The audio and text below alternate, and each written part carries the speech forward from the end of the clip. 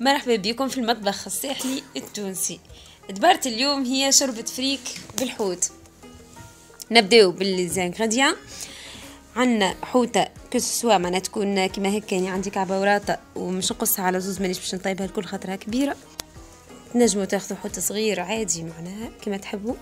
باش نستحقوا بصله كبيره شويه مقصوصه جويده على الاخر، كعبتين طماطم زادة فرشكه، شويه حمص تقشروه، وريقات رند، نص راس صغير ثوم، نستحقوا مغرفتين طماطم معجونه ولا مغرفه، ما بين مغرفتين ومغرفه ونص انت والطماطم اللي عندك، مغرفه نتاع قهوه، كركم، شويه فلفل اكحل والفلفل الاحمر حسب الذوق.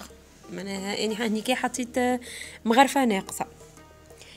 باش نبداو تويكيا. اول حاجه باش نصبوا زيت في الكسرونه، باش نحطوا نقليو البصل ونقليو معاها الطماطم المعجونه في الزيت ونخليهم يتقليو شويه لين يذبلوا مع بعضهم. ومن بعد كي باش نزيدوا الطماطم المعجونه بيان سور، يا اما نحلوها شويه مي اما نزيدوها الماء عادي كيف كيف ونخليوها تتقلى شويه.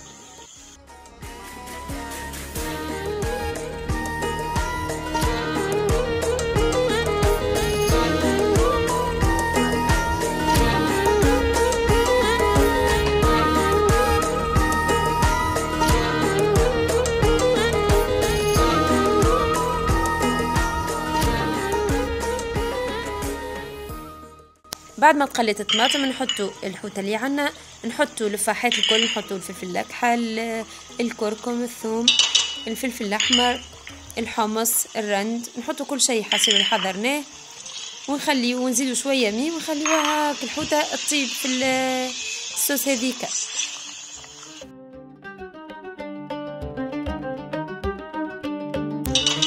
الوقت انتي وكبر الحوت اللي عندك وانتي والحوت، معناها يسوفي انتي شفت الحوت بريسك طاب تخرجوا.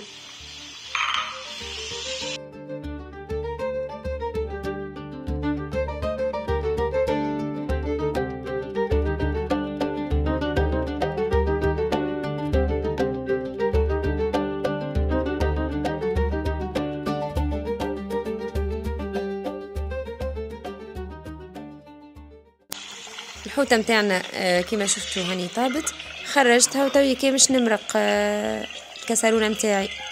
كي نمرقوا بيان سور نمرقوا بالماء سخون.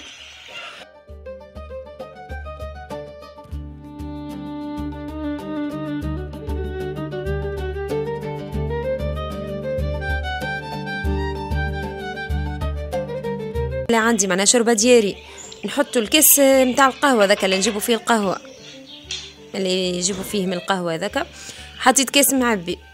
واذا كان ما عندكمش شوربه فريك هذه تشربوا الشوربه اللي من الحانوت هذيك، تحط جوست 3 مغارف خاطر مش كيف 3 مغارف تطلع لكم بارفيت.